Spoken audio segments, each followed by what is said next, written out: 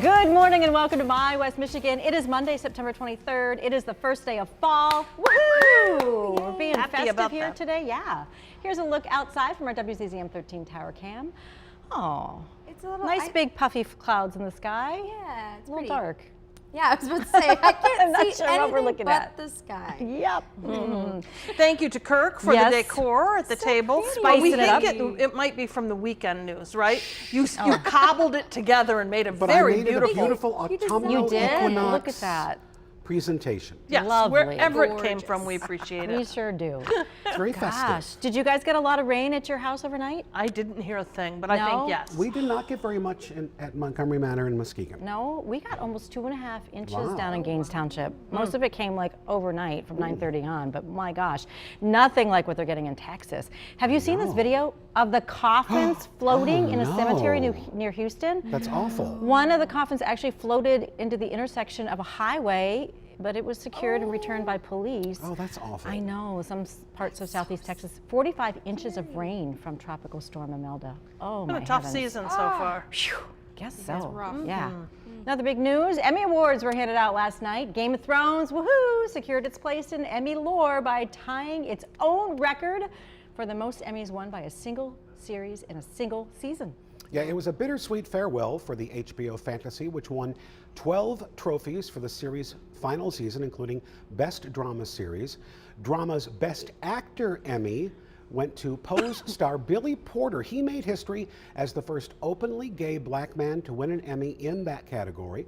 Best Actress in a Drama went to another first-time winner, Killing Eve's Jodie Comer. Amazon's dark comedy Fleabag, which I've never heard of, came on strong. They not only won for Best Comedy Series, but its star and creator Phoebe Waller-Bridge also won 2 individual trophies for acting and writer. Best Actor for the second year in a row was for Bill Hader for another dark comedy, Barry. The acting awards in the limited series category went to Michelle Williams for Fosse Verdon. So congratulations to them. Emmys, or as I call it, Passover. What do you mean? Well, because, you know, when we have local Emmys, I'm usually passed over. Oh my goodness. But I want to watch Fleabag too, because that's what I love about watching these award shows is that I discovering something. Yeah, discovering something going on and later and watching them. But I felt like a lot of underdogs won, which was pretty cool. Yes, underdogs, or as Kirk was looking at the list of winners, he was like, what? I never heard of these Exactly. things. They're kids basically in the industry, but it's pretty cool. A couple of moments from last night's show that are getting lots of attention on social media today. You mentioned Patricia Arquette, Best Supporting Actress for the Hulu miniseries The Act. She used her stage time to pay tribute to her late sister, transgender actress and activist Alexis Arquette. She died in 2016. Arquette said she's sad that trans people are still being persecuted. She said, give them jobs. They're human beings. Right. Michelle Williams won Best Actress for FX's miniseries, Fosse Verdon, as you said. She raised the issue of equal pay by thanking FX for paying her the same as her co-star Sam Rockwell following her public pay gap dust-up with Mark Wahlberg. Remember that? Yep. With For All the Money in the World? Williams said, especially women of color who make just over 50 cents on the dollar compared to what white men are paid, they deserve to feel valued, and they in turn put that value into their work. Totally. Good for her. And one of my favorite moments came when Kim Kardashian and Kendall Jenner appeared together to hand out the award for Best Reality TV Show. Kim lamented that her family knows firsthand what it's like to do a show that's unfiltered and unscripted, showing real people just being themselves. That struck the crowd as hilarious. They erupted in laughter at the thought of it. And they were, Kim and her sister, they looked a little shocked that the crowd was Well, tittering. because at first you were like, oh, that's a funny joke. And then you were like, oh, They weren't it joking. wasn't a joke. Yeah. No, I was watching it live and I could just see Kendall, her eyes just immediately got bigger and she stumbled through her words and then she powered through it. But you could see like when they panned to go to the videos, she just was like rolled her eyes at her sister and was like, oh, here we go. Like, gonna Well, be. come on. First of all, they've all had 1 million plastic surgeries, so Exactly. real is a little kind of humorous. Yes. And then, unscripted and unfiltered. It is They so- plot and plan every move in their lives for the show. Right. And it's awful because then you have, I mean, literally their conversations go, so are we gonna have a salad today? And then they go and they gossip about whatever. Yeah, they're not very self-aware. No, are they? I was like, oh my goodness. Okay. Well, speaking of celebrities and those that are famous, here's a story that shows just how time flies. Rock icon Bruce Wow. Springsteen, he's hit a milestone. Yeah. The boss is celebrating his 70th Wow, birthday happy today. birthday. Yeah. Happy birthday. Through the years, he's had numerous hits, including Born in the USA, The Glory Days. He's also won an Oscar and received dozens of Grammy Awards, along with his induction into the Rock and Roll Hall of Fame. No word on the boss's birthday plans, but earlier this year, Springsteen said he plans to record an album this fall and is headed out on tour. That would be Wow. a dream of mine to go to that concert. I don't go to many, Yeah. but that would be it. If Oh. anybody wants to take me, He's your one. I'll travel for that one. Yeah? Chicago, Detroit, Cleveland. Oh. I mean, I'm willing to drive for it. That's What all. is it about Bruce that my you're like, oh, gosh. I'm in? He's every man. Yeah? He's like, he sings for the common man. He sings Yeah. anthem songs. He sings, he just is he's a good person. And maybe you I had a love little his crush music. on him as a teenager? No, I had a crush on his music. Yeah, love okay. his music. Yep. Well, Vice President Mike Pence was in Michigan over the weekend, maybe you heard, and his visit stirred up some controversy before he even spoke a word. Yeah, let's take politics out of this completely because Pence was on Mackinac Island. He was appearing at the Republican Leadership Conference. He arrived at the Grand Hotel in an 8-car motorcade. Anyone who's ever been on Mackinac Island knows there are no motorcades on that island because there are no cars. It's a rule that's been in place for over a century, and Michiganders feel like it's part of the charm of the place. President Ford was the only sitting president to visit Mackinac back in the 70s, and he and Betty traveled in a horse-drawn carriage. Pence is the first sitting vice president to visit, and he flew into the tiny airport. A lot of people do that, but then was escorted to and from the hotel in this SUV caravan.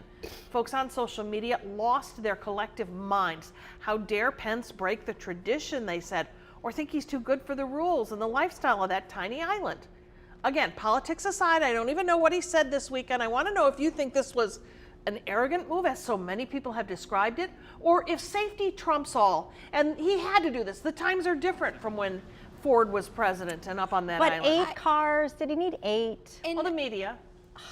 But also, They okay. can come in the horse-drawn carriages. Sorry, Yeah. Tasha. No, you're good. I lived on Mackinac for about 3 months, and the times literally haven't changed at all there. Like it's, I mean, it takes you back. I mean, everything. I mean, I rode my bike everywhere, and the locals are the kindest people. I mean, I don't understand. I think that But, it was okay. a bad move.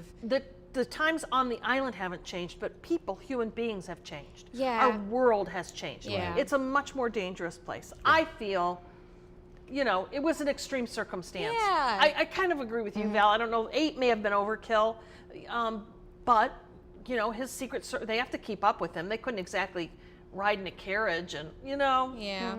I think you got to let it happen sometimes. But I understand. He could have done something like the Pope Mobile in a horse-drawn buggy. Waving out the top. Oh, Maybe my that, His Huffy bike with- Pope Mobile on a bike. He could have, with the little That's a thing over long him. ride from the airport. Well, to the hotel. Okay, that's not terrible, but yeah. I feel like I could have done, one car, and then everybody else can travel in like a buggy. But I mean, whatever. Yeah. I mean, in addition, I think to myself, like, there's a reason why they ban it, and is part of it also like the roads. We talk Yes, about the the Michigan infrastructure. roads. The Yes. infrastructure, can it handle that many cars? Yeah. Yeah. Going. I think 8 is overkill. I think they maybe could have done 3 and maybe done electric Yeah. vehicles or something. Because Maybe they have split the difference. Who they knows? have a fire truck on the island And an like, ambulance. yep, and then I think like one like police cruiser, but that's like if somebody's across the island and in dire need and like they can get there quickly. But yeah, I don't know. Well, we've all seen stories about amazing marriage proposals, but a woman in Louisiana says her boyfriend died soon after delivering an epic proposal. This is horrible. Yeah, this was an underwater proposal. The couple was staying in a submerged resort hotel room in Tanzania. Kanisha Antoine recorded the proposal. Here's Steven Weber. He swam up to the hotel room window, showed her a handwritten note sealed in a waterproof kind of bag, and he had an engagement ring. And then it looked like he was going to swim up to the water's surface, but he never emerged. His proposal note said, "I can't hold my breath long enough to tell you everything I love about you. But everything I love about you, I love more every day." Is that not the saddest? The sweetest note, the saddest ending? No word what went wrong. Gosh.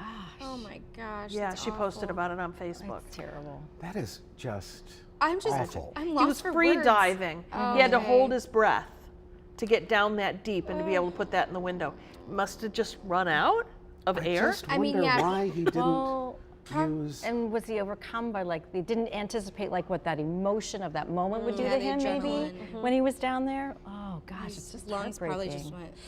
I wonder why he didn't use a tank or something. Yeah, I was thinking that or at least too. a snorkel or something. It's just awful. Yeah.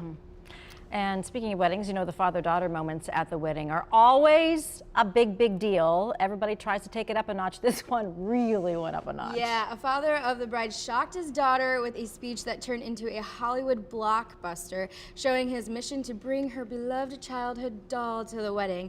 During the speech, shortly after his daughter and her new husband tied the knot, her dad ran out of the room to grab her childhood doll, Luby Lou. The dad can be seen running from the cops and skydiving. I mean, talk about being a super dad. That's so cool.